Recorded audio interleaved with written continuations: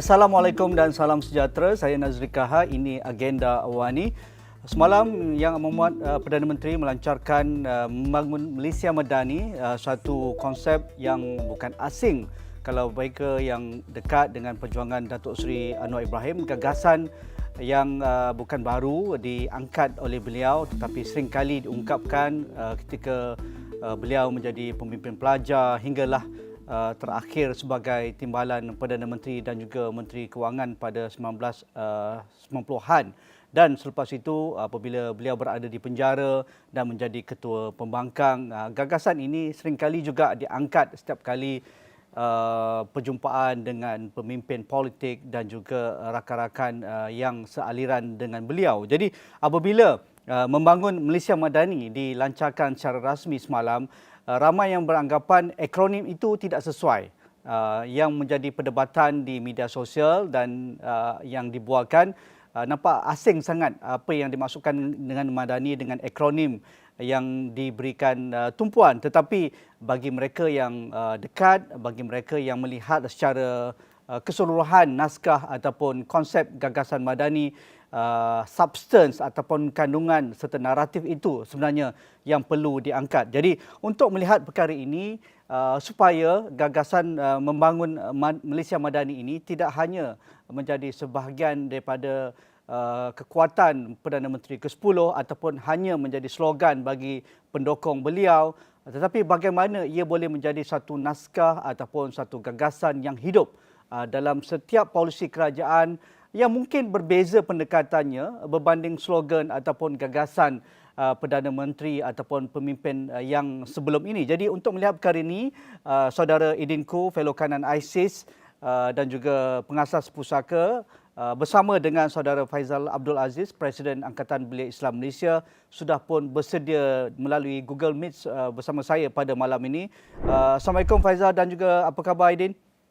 Khabar baik, terima kasih atas undangan.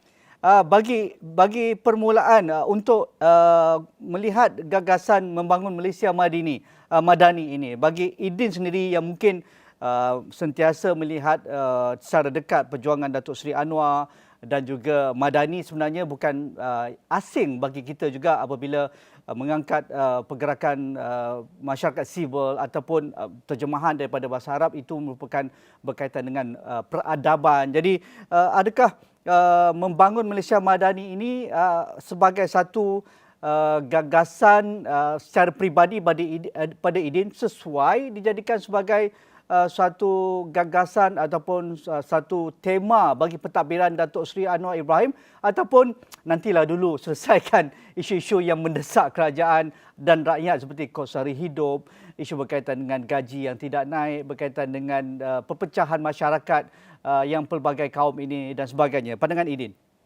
Ya, saya rasa apabila kita ini ingin menangani masalah-masalah yang mendalam, termasuk kos sara hidup, kita perlukan suatu panduan atau falsafah yang menyeluruh lah. Jadi bagi saya konsep masyarakat madani ini yang memang ada asal usul yang lama ya, sudah lama disemai konsep ini di dalam masyarakat kita pada tahun 70-an oleh Profesor Said Nagib Alatas, dan sebelum itu juga pun sudah ada perbincangan dalam kaum muda, kaum tua, perbincangan pergolakan di antara mereka pun sudah ada konsep dan istilah madani ini. Kita tahu bagi ia diberi satu nyawa yang agak mendalam dan banyak diperbincangkan pada tahun 90-an apabila Datuk Seri Anwar merupakan timbalan Perdana Menteri.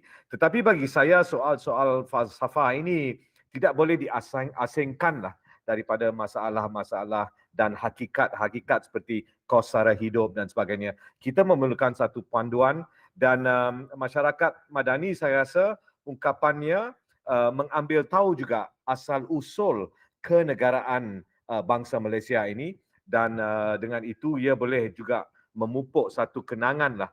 Ya, Aidin, sedikit tambahan sebelum saya pergi kepada Faizal.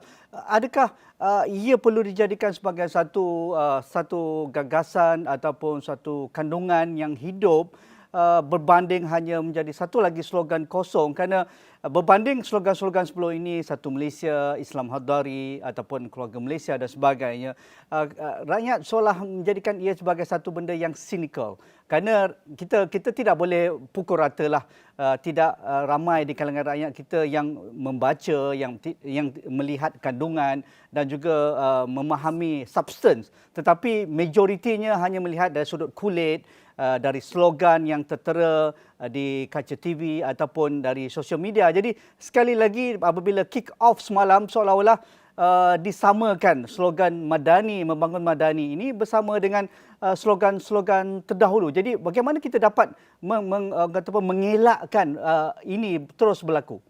Ini satu cabaran yang agak besar ya. Setiap kali kita ada Perdana Menteri baru, kita ada satu konsep ya.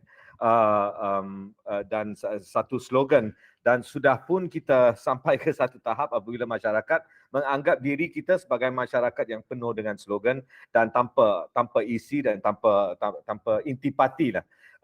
Tapi bagi saya, kalau konsep masyarakat Madani ini dapat menyentuh masyarakat pada keseluruhannya, sudah pasti mesti ada consultation ya. Ia harus selalu dibincang dan diperbahaskan oleh pihak-pihak yang beraneka ragam. Kita tidak boleh, ya bukannya satu polisi yang ada 10 poin yang akan dikeluarkan oleh dinyatakan oleh kementerian-kementerian dan tidak diperbahaskan. Kita rujuklah kepada Islam Hadari. Misalnya Islam Hadari merupakan salah satu daripada pandangan kenegaraan yang sangat penting bagi saya. Tetapi akhir-akhir ini menjadi bahan lawak cara kita membuat tayar menggunakan prinsip Islam Hadari dan sebagainya. Saya rasa ini tidak boleh. Dan kalau satu poin lagi, ialah masyarakat Madani ini banyak juga mengambil nyawa daripada rukun negara kita. Jadi saya harap kita dapat juga merujuk kepada rukun negara, terutamanya prinsip kelima, kesopanan dan kesusilaan, yang biasanya diterjemahkan secara tak begitu tepat ya. Kesusilaan itu bukannya good manners tetapi civility ya, yang ada kaitan yang rapat dengan konsep masyarakat Madani. Menarik. Itu yang saya nak tujukan pada Faizal Aziz. Semalam selepas pelancaran membangun Malaysia Madani itu, Faizal ada menguntaikan satu pengertian Madani di Twitter dan juga saya mendapat reaksi ramai di kalangan peminat di sosial media. Jadi saudara Faizal, untuk kita mengalihkan pandangan bagi mereka yang mungkin tidak bersetuju dengan Madani terlampau tinggi, mungkin mereka tidak bersetuju dengan akronimnya, mungkin agak bercelaru dan brandingnya agak tidak kena dengan suasana Malaysia pada hari ini. Tetapi bagi Faizal yang melihat perjuangan Datuk Seri Anwar dan juga konsep Madani ini, memang apa yang dikatakan oleh Idin tu amat bertepatan dengan apa yang ingin dilakukan oleh Perdana Menteri ke-10 dengan kerajaan perpaduan ini. Faizal Aziz. Ya, terima kasih. Yang pertama, saya melihat ia mungkin ada kaitan dengan pulangnya Datuk Seri Anwar, Perdana Menteri Malaysia, daripada Indonesia. Kalau kita lihat, maksudnya mungkin PM sendiri melihat bagaimana Indonesia itu telah bergerak ke hadapan ke arah untuk membina sebuah peradaban baru dengan gagasan Nusantara ataupun ibu kota Nusantara. Jadi Perdana Menteri melihat perlu untuk negara kita juga melihat ke hadapan dalam konteks jangka panjang. Bermaksud bukan hanya membina negara, tapi membina negara dengan acuan peradaban yang lebih besar. Melihat kepada kita, saya ingat kalau di Malaysia ini kita baru lepas bertukar-tukar Perdana Menteri. Jadi dalam situasi kita berkecamuk. Jadi bila mana pasca pilihan raya, Perdana Menteri melihat perlu untuk kita, selain daripada kestabilan, perlunya ada polisi ataupun satu kerangka jangka masa panjang untuk kita boleh belajar ataupun kita tidak ketinggalan jauh dengan negara jiran yang dipimpin oleh Jokowi selama dua penggal.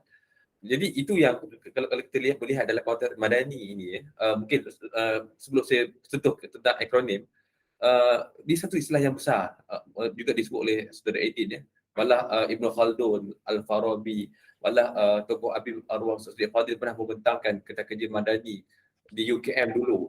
Jadi bila kita sebut tentang Madani, saya nak satu perkara dalam konteks ini, mungkin dalam konteks peradaban, dia ada terkait dengan perkataan Madinah, iaitu kalau kita belajar dalam buku teks sejarah sekolah dulu tentang peradaban Islam, ada je tamadun Umayyah, ada je tamadun Baghdad, tamadun Andalusia. Ia bermula bila mana Nabi memimpin sebuah masyarakat Madinah yang apabila mereka keluar daripada Mekah berhijrah ke Madinah, dan masyarakat Madinah yang cosmopolitan, yang menyatukan kaum antara penduduk Nasrani, Yahudi dan Muslim dengan bersuku-suku atas kekuatan kesepakatan berbilang kaum dan agama ini, mereka membina ataupun berjaya memunculkan sebuah peradaban. Jadi ini satu garis panduan yang panjang yang saya fikir yang cuba dibuat ataupun yang dibawa oleh Perdana Menteri, yang bukan hanya melihat Malaysia sebagai sebuah negara, tapi sebuah peradaban yang bakal dimunculkan. Dan saya nak sentuh tentang akronim. Akronim ini sebenarnya dia adalah practical solution. Jadi sudah tentu bila mana kita ada panduan yang konseptual, pasti perlu ada cabang-cabangnya. Jadi itu yang disebut tentang kemampanan, kesejahteraan. Jadi kita faham dalam konteks akronim ni mungkin tak bersesuaian ataupun tidak menepati perkataan-perkataan MADANI, tapi kita melihat akronim ini adalah satu bentuk practical solution jangka pendek dan jangka panjang untuk membina sebuah negara yang jauh lebih ke hadapan pada masa akan datang. Ya, bagaimana Madani ini boleh bergerak pantas kerana negara tidak boleh berlengah lagi dengan cabaran yang dihadapi oleh kerajaan hari ini, terutamanya Perdana Menteri Datuk Seri Anwar Ibrahim, bukan kepalang dengan isu perpaduan, dengan isu ekstremis agama, isu ekonomi dan juga kos sara hidup. Supaya gagasan ini tidak menjadi sebagai satu slogan hanya untuk menyedapkan sang penguasa, Saudara Faizal Aziz. Ya, saya berada dalam peluncuran semalam. Saya melihat Datuk Seri Anwar ataupun Perdana Menteri ke-10 menyebut antara perkara yang terkait dengan ekonomi ialah tentang pemerkasaan.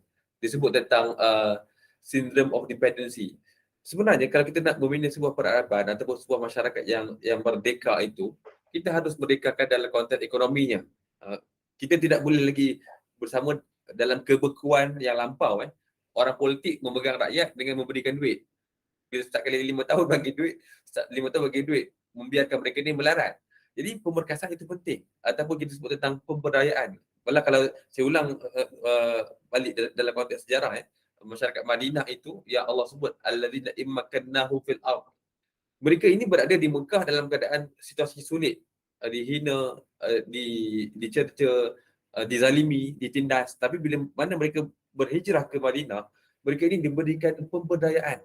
Mereka ini ada pemerkasaan. Dan pemerkasaan itulah yang kalau kita nak sebut tentang jalan cepat, kalau kita berjaya memperkasa masyarakat, rakyat dan segi ekonominya tidak bergantung kepada sang penguasa, maka dia akan membebaskan juga dalam konteks pemikiran, dalam konteks pendidikan, dalam konteks yang keterkuman dalam isu sosial masyarakat yang ada hari ini. Ya, mungkin Faizal nak tambah sedikit berkaitan dengan cabaran untuk menangani Islamofobia, masyarakat yang melakukan pelabelan takfiri dan juga peningkatan ataupun the rise of konservatisme di semua negara, tak kecuali dengan Malaysia, dan itu juga dapatan selepas pasca keputusan Pilihan Raya Umum ke-15. Jadi adakah Madani ini mampu membawa ke tengah semula? Kerana masyarakat Malaysia ini sekular. Itu dijanjikan dalam perlembagaan. Masyarakat Malaysia ini adalah progresif. Masyarakat ini apa yang dimaksudkan dengan rukun negara itu memang itulah asasnya. Tetapi dengan peningkatan mereka yang membawa elemen-elemen ekstremisme agama, melabelkan orang yang tidak bersama mereka itu tidak bersama mereka itu satu benda yang tidak sepatutnya, dan juga pemahaman homogenes berkaitan dengan agama. Jadi apa yang boleh dilakukan dengan gagasan Madani ini? Saya melihat dua perkara. Yang pertama pendidikan dan yang kedua pengupayaan. Okey, pendidikan ni dia ada dua juga. Maksudnya dari pendidikan tu dia ada cabang formal dan tidak formal. Diberikan formal je betul, sekolah sudah pasti perlu diperbanyakkan kurikulum tentang kebersamaan. Walaupun kita ada banyak sekolah-sekolah dengan sekolah benda kuliah dan sebagainya, tapi perlu dirintis banyak perkara-perkara yang bersifat perpaduan. Dan yang kedua, pendidikan tak formal. Yang tak formal ni yang lebih penting, bagaimana pendidikan ibu bapa kepada anak-anak, Kadang-kadang mungkin rakan-rakan sebaya menceritakan tentang kebersamaan, tentang kita menolak Islamofobia dan sebagainya. Dan cabaran yang kedua yang kita disebut ialah pengupayaan sumber manusia. Bagi kita, saya dulu selalu quote apa yang disebut oleh anak murid seorang tokoh. Dia kata di dunia ini tidak ada isu fobia kalau kita semua cukup makan. Dia isunya ialah isu perut. Kalau kita berjaya dalam konteks Madani ini memberi keupayaan kepada masyarakat dari segi peluang pekerjaan, yang juga dalam Madani ini kalau saya nak kutip satu akronim iaitu daya cipta, iaitu bagaimana anak muda ni diberikan keupayaan untuk mencipta satu perkara yang baru. Dalam konteks ini kita bukan lagi consumer. Jadi ia terkait dengan persoalan brain drain. Dia terkait dengan persoalan infrastruktur yang membolehkan mereka ini diberdayakan untuk mereka cipta isu pattern. Kemudian dia terkait juga dengan isu-isu berkaitan dengan ketelusan. Banyak perkara yang terkait dengan isu daya cipta ini. Jadi dalam konteks ini bila mana kita membantu mereka ini, terutama dalam konteks sumber manusia, TVET, dalam konteks teknikal, pekerjaan-pekerjaan teknikal. Jadi ini secara tak langsung kita akan menyibukkan mereka ini dengan perkara-perkara yang jauh lebih baik, yang lebih terjamin berbanding dengan slogan-slogan yang menakutkan mereka. Mereka ini tertindas, hak mereka dirampas dan sebagainya.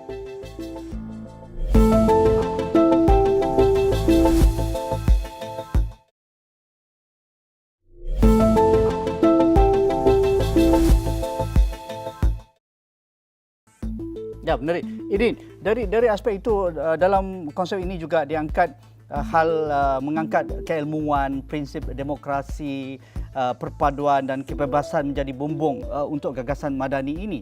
Tetapi kita tahu juga kerajaan yang dibentuk ini seolah-olah menjadi satu jelmaan selepas tidak ada yang boleh melepasi single majority ataupun simple majority selepas PRU ke-15 dengan kerencaman parti yang mendukung Datuk Seri Anwar Ibrahim, ada Barisan Nasional di situ, ada GPS di situ, ada GRS.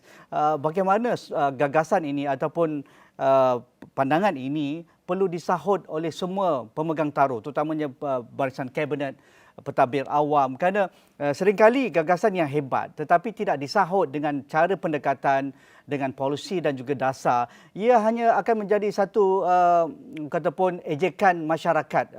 Tak bolehlah kerana ia merupakan slogan untuk jadikan legasi Datuk Seri Anwar Ibrahim. Bagaimana ia dapat dielakkan, Idin? Ya, saya sebenarnya sudah lama khawatir ya. Kenapa kita memisah-misahkan aspek-aspek yang luhur di dalam masyarakat kita, seperti kedaulatan undang-undang atau konsep keadilan dan sebagainya, dan memisahkannya daripada aspek-aspek yang dianggap praktikal seperti kos sara hidup dan sebagainya. Sebenarnya ia banyak terlibat. Kita perlukan satu pandangan yang agak berfalsafah untuk menangani masalah setiap harian ya. Ia bukannya satu dimensi yang lain, sebab walaupun kita menangani isu-isu perut dan ekonomi, ia mempunyai dimensi yang berfalsafah. Itulah rukun negara ini sangat penting. Tadi saudara Nazri telah mengulas beberapa prinsip-prinsip. Salah satu daripada pandangan tentang masyarakat kita ialah istilah liberal ya. Kita digambarkan sebagai satu masyarakat yang liberal dalam perlembagaan kita dan juga dalam rukun negara kita. Tetapi aspek liberal dari segi falsafahnya sekarang sudah dilupai dan banyak tertumpu kepada tabiat dan cara hidup peribadi dan sebagainya. Ini sebenarnya bukan yang harus diangkat oleh masyarakat kita lah. Tapi bagi saya keadaan politik sekarang ni saya rasa adalah satu cabaran lah ya, sebab ia sebenarnya menggambarkan corak masyarakat kita ya, dan ahli-ahli politik terpaksa menangani cabaran ini dan meningkatkan sikap tanggungjawab mereka, sikap obligation dia kepada cabaran yang tertentu, bukan sebaliknya. Dan bagi saya masyarakat Madani ini ia mengangkat satu konsep yang sangat berakar kepada masyarakat kita yang sangat penting, iaitu kami adalah masyarakat yang berkepelbagaian. Ya. Dan kita membentuk asal usul negara kita dibentuk sebagai satu negara yang berkepelbagaian dan juga terletak di satu rantau yang penuh, yang sangat cosmopolitan dan berkepelbagaian. Jadi masalah isu ini tentang bagaimana masyarakat dapat hidup secara aman dan adil, berlainan, berbeza agama dan sebagainya, kita harus mendahului wacana ini ya. Sebab ini adalah hakikat yang kita sudah kenali, sudah rapat, sudah tahu berabad-abad.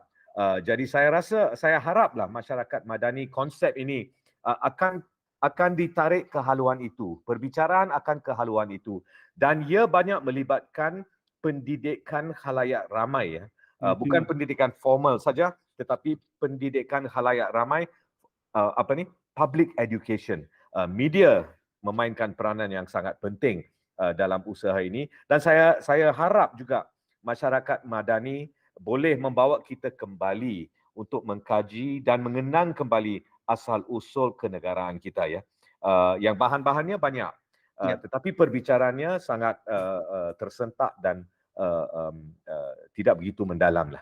Ya, mungkin kalau Idin boleh bagi contoh berkaitan dengan sesuatu polisi yang mendesak, berkaitan dengan kehilangan moral akibat kita begitu terbiasa dengan amalan yang sudah pun diwarisi sejak sekian lama, terutamanya sang penguasa, iaitu amalan rasuah, amalan yang mengangkat kebendaan dan juga mencabuli hukum itu. Jadi apa yang kita boleh lakukan dengan segera? Mungkin the low hanging fruits itu, Edin. Ya, cabaran yang sangat besar ya. Kerana ia sudah menjadi, saya rasalah kita telah bincang perkara ini tentang rasuah dan impaknya di masyarakat kita. Tetapi yang saya rasa sangat penting ialah kita harus menangani isu seperti rasuah dari segi aspek budayanya ya, dan dari segi psikologinya. Banyak orang misalnya yang sangat terlibat dengan rasuah yang pada khalayak ramai menunjukkan keagamaan dan sebagainya ya. Dan saya rasa ini, saya tak menganggap ini sebagai satu perkara yang munafik atau hypocritical ya. Ia sudah menjadi satu psychological conditioning dan kita harus mengalamatkan isu dari segi itu. Ia sangat mendalam dan ia sangat rumit, tetapi kita tidak ada pilihan lagi lah. Dan saya harap konsep ini yang sudah lama sudah disemai ya di dalam masyarakat kita, diberi nyawa yang baru dan diberi keberatan lah dan pendekatan yang serius. Ya, bagi Faizal sendiri yang bersama dengan anak muda dan melihat aspek pendidikan tadi dah disentuh sikit, tetapi isu pendidikan ini agak kritikal kerana apabila kita bercerita tentang negara bangsa ini, polisi-polisi sebelum ini agak jauh dengan falsafah seperti mana yang ditekankan oleh Idin tadi. Kita hanya ingin melihatkan dari aspek outcome ataupun pengeluarannya ataupun hasilnya. Kita mahu lebih ramai yang lulus cemerlang, yang dapat kerja hebat, sama ada di dalam negara ataupun di luar negara, bergaji tinggi dan sebagainya. Tetapi dari sudut falsafah pendidikan itulah yang kita kurang dalam satu dekad ataupun beberapa dekad yang lalu. Jadi dari aspek madani ini, apa keterujaan dari aspek pendidikan perlu disuntik segera? Baik, kalau kita lihat dalam konteks madani ini adanya elemen kebudayaan. Saya sebenarnya, malah kita selalu berbahas bagaimana Kementerian Pendidikan itu harus ada elemen kebudayaan. Sebab kalau dulu, malah kalau di Indonesia sehingga hari ini, Kementerian Pendidikan itu digabungkan dengan kebudayaan. Kalau di Malaysia ini berbagai perubahan demi perubahan, adanya Kementerian Kebudayaan dan beliau. Kemudian sekarang ni kebudayaan itu dikomersialkan hanya dalam konteks untuk menarik pelancong. Tapi dalam konteks pendidikan, saya ingat satu kepentingan bila mana disebut tentang pendidikan yang membudayakan budaya kemalaysiaan. Bagaimana anak-anak murid itu apabila diajar tentang budaya setempat, budaya lokal yang menjadi ciri-ciri untuk mereka bawa keluar. Saya ambil contoh kalau kita lihat dalam konteks pendidikan alam sekitar sebagai contoh. Bagaimana kita memasukkan elemen kebudayaan masyarakat tempatan setempat selain daripada masyarakat yang pelbagai ini. Saya ambil contoh dalam konteks elemen masyarakat Melayu, dan saya sudah pasti ada elemen-elemen daripada bangsa-bangsa lain juga yang ada di elemen-elemen persekitaran. Bagaimana ianya disuntik supaya akhirnya apabila anak murid kita ataupun pelajar kita belajar tentang pendidikan kelestarian alam ini, dia ada elemen-elemen kebudayaan. Mereka memakainya satu bentuk kebudayaan. Kalau saya nak petik, kalau saya petik contohnya macam dalam buku Kata Pusaka. Ini buku tentang nasihat turun-temurun orang-orang Minang. Ya. Bila mana dia cerita tentang memelihara lingkungan ataupun kita nak memelihara alam. Dia sebut janganlah manabang merabahkan. Kita nak tebang pokok ni jangan sampai merebahkan. Jadi ini kalau nak cerita tentang local genius, pendidikan alam sekitar ni, kita harus bawa elemen kebudayaan supaya mereka ini tidak melihat dalam konteks ini ia datang daripada luar, tapi datang daripada lingkungan kita sendiri. Jadi ini contoh pendidikan yang membudayakan dengan kebudayaan rakyat Malaysia yang bersifat setempat ataupun lokaliti. Okey. Masa tidak mengizinkan Aidin dan juga Faizal untuk kita bincang lebih lanjut, tetapi mungkin ini sebagai permulaan.